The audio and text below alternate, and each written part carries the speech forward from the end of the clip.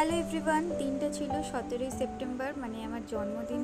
সেদিন সকালবেলা ঘুম থেকে উঠেই মা পরোটা আর ডিম কষা খেতে দেয়, তারপরে পায়েস খাই।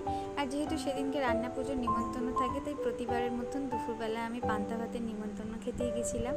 তারপরে দিদি আমার জন্য কেক নিয়ে আসে, আমি বার্থডের জন্য কেক কাটিং করি। আর দেখো আমার বরফি কত বড় হয়ে গেছে, কি দুষ্টুই না হয়েছে। তারপরে এক এক করে একটু ফটো তুলে নিই, তারপরে আবার বোনও আমাকে সারপ্রাইজ দেয় খুব সুন্দরভাবে। আমি তো দেখে অবাক হয়ে যাই। প্রত্যেকবারের মতন বোনও কিন্তু সারপ্রাইজ দিতে আমাকে কখনোই বলে না।